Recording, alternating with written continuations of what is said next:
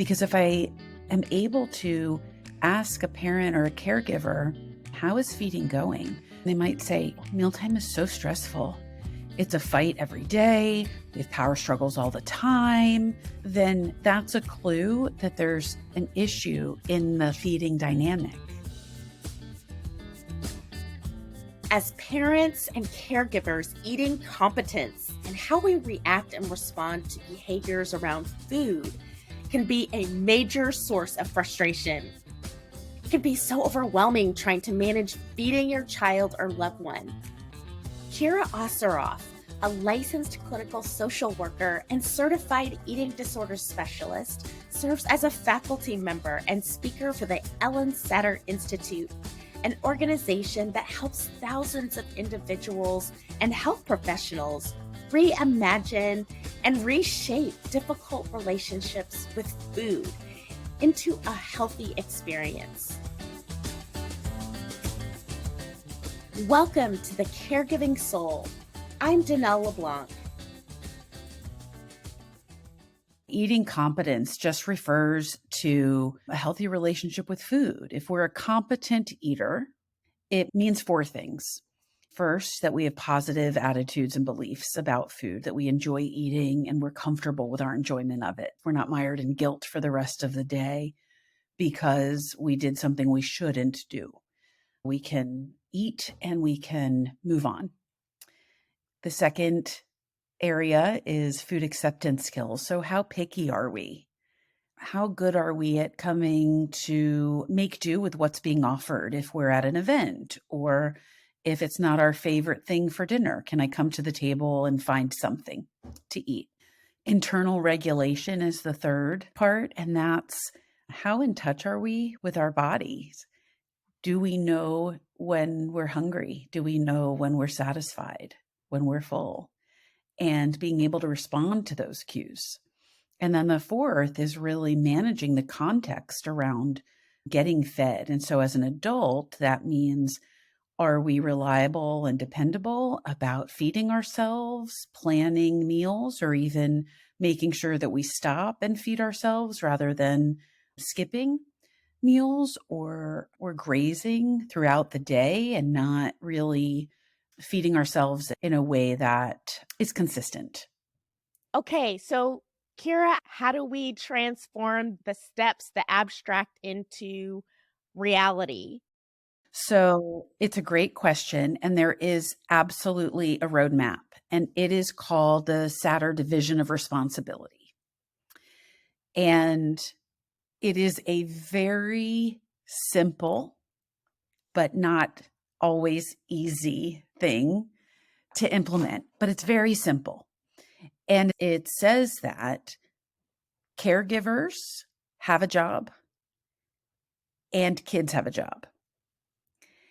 The parents or caregiver's responsibility is the what, when, and where of feeding. What are we offering? When are we offering it? And where is that? Is it on the floor because we're having a picnic? Is it at the ball field because brother or sister is at practice? Is it at a restaurant or is it at our kitchen table? So our job as caregivers is to decide what is offered, when it's offered, and where it's offered. Child's responsibility is the whether and the how much of eating, whether or not I eat and how much of it I eat. So this division of responsibility, yes, changes over time. As children's capabilities grow, it might look like smaller kids might help set the table. Older kids might be helping meal plan. Ultimately, the goal is that by older adolescence and young adulthood, as they leave the nest, that they're able to manage the things that we manage as adults who are eating competent. How do I plan to feed myself? How do I get a meal to the table? That sort of thing. So the hope is that by the time they leave, they are capable of doing these things.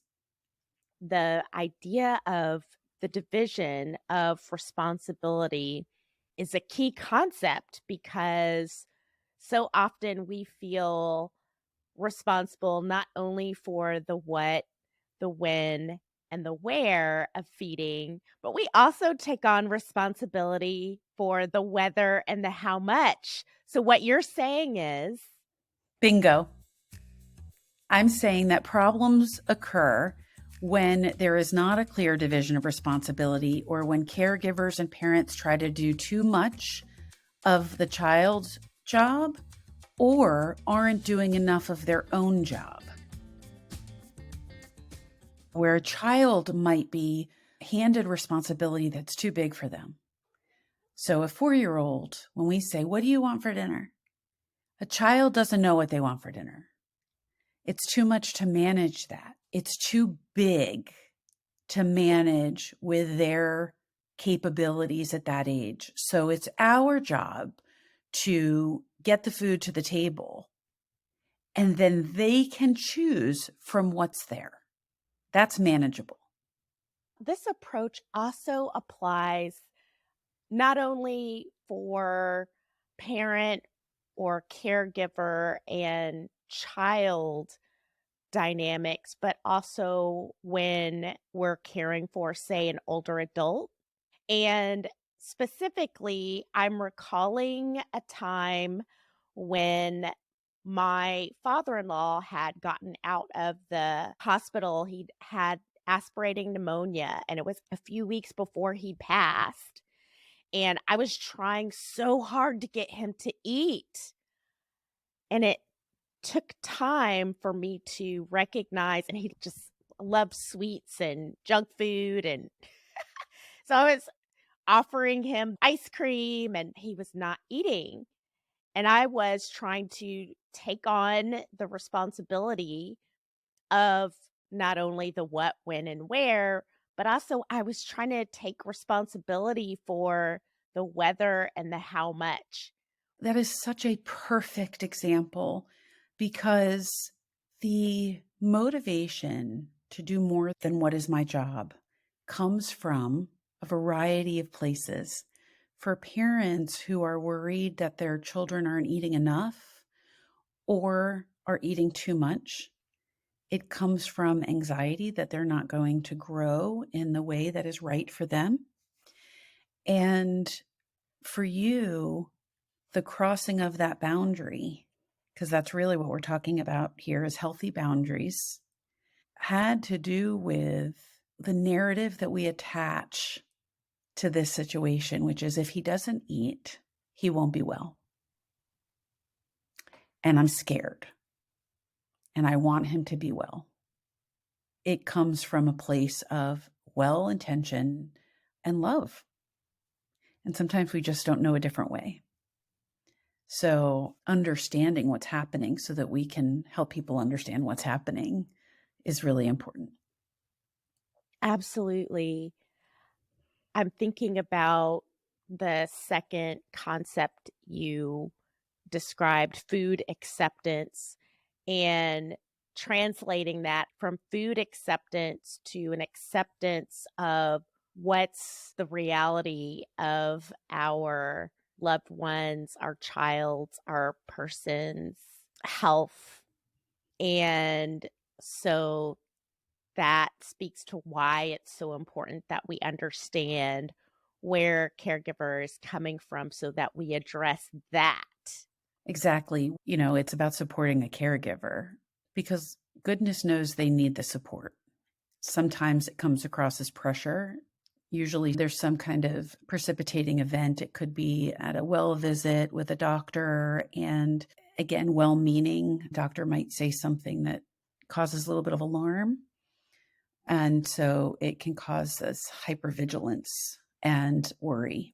And that worry we deal with by trying to control a situation typically and manage a situation. It typically backfires and makes the issue worse. That's why it's so important, I think, to support the parents and the caregivers to help them calm themselves so that they can think their way through as opposed to react. Yes. Mm-hmm. So, for example, if we're at a well visit at the doctor's office, and the doctor refers to a child as being underweight or an older adult that we're caring for, and they're underweight, but without any further context for, okay, what do we do with that? Because I know what I'm going to do with that. I'm gonna get out my pots and pans.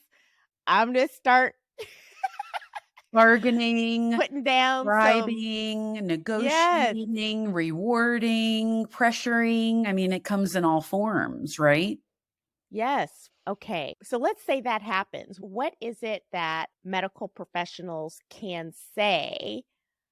How do they support caregivers in a situation like that? What else can be done to support me as a caregiver? What else do I need to know so that I can respond in a constructive way? So, the first thing I would say is we need to do thorough assessment. We need to find out, is there really a reason to be concerned? That's the first thing, is asking questions and saying, can you please help me understand what the problem is? Absolutely. So, in learning more about what's going on, can you talk to us about what are some of the most common feeding problems with children? So, I think sometimes we want a child to be able to handle something that they're not ready for. We hear a lot of parents and caregivers talk about, my child doesn't eat enough of different kinds of things, that there's a very limited number of foods that a child will have. And so we may pressure with more exposure. And some people call like a no thank you bite. We require them to take a bite. They can say no thank you after, but they have to take a bite. And that can be too much pressure, and often is. The meltdowns around mealtime because a child is developing an unhealthy eating attitudes or negative eating attitudes and beliefs. Eating is not enjoyable because they might be forced to eat something that they don't enjoy, or there's some kind of interference in the feeding relationship. So if we're going to be offering new things, we also should make sure that there's something acceptable on the table and abundant. And a lot of times that's a carb. Like it could be pasta, potatoes, bread, tortillas, whatever. And it's a way we can be confident that our kids are going to have sustenance without the pressure of, they don't have to eat asparagus. We hear a lot about pickiness. So, Kira, can you share a story about what it looked like when a caregiver or parent shifted from the what to the how of eating with their child or loved one?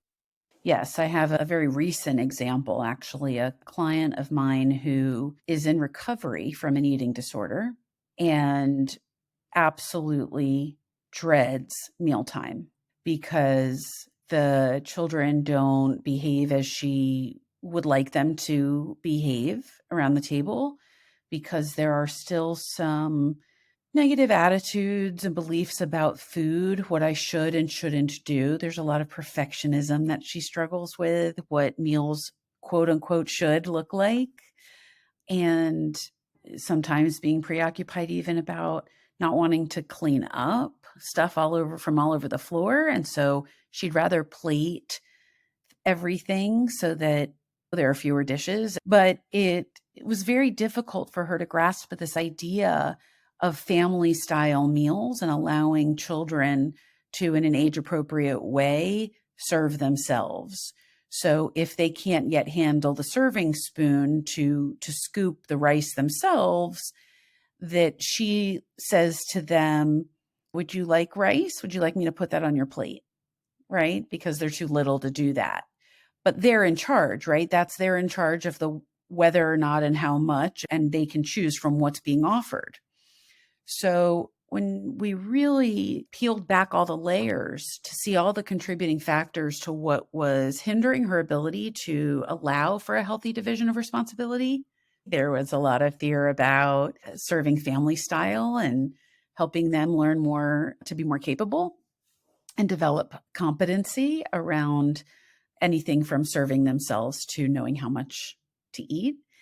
And it came from really increasing her own awareness of what the obstacles were for her, all the things that were getting in her way, the shoulds and the oughts and the different things like that.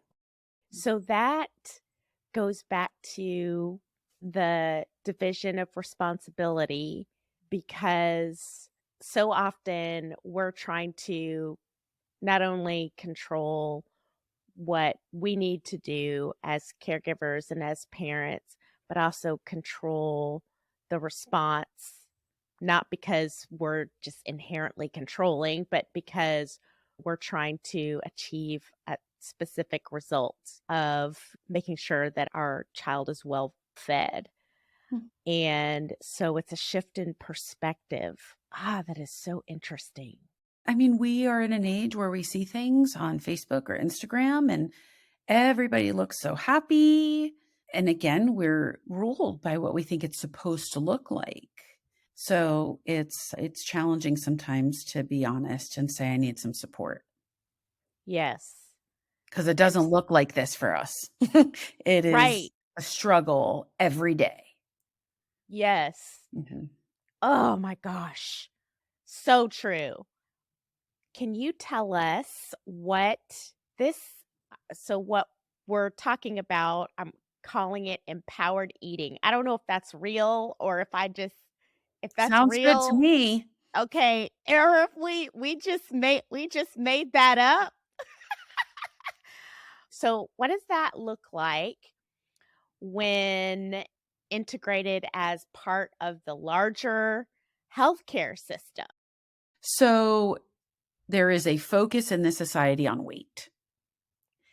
And with a lack of acceptance of what we would call a health at every size approach, meaning that there is a focus on health way more than there is a focus on weight. And health means a lot of things. But when a doctor starts talking about a child being in an at-risk area of the growth chart, it can be alarming to parents. And we shift into gear and try to control the what. And then our kids might hoard and sneak and hide and all these things, and breeds shame and low self-esteem, which just lead to more unhealthy eating behaviors like binging or whatever the case might be. So this idea of sitting and really talking about how's feeding going? How's it going? And really getting to the bottom of that. I think sometimes the physicians need help, and that's where we come in, because we can support the physicians. Dietitians can, therapists can.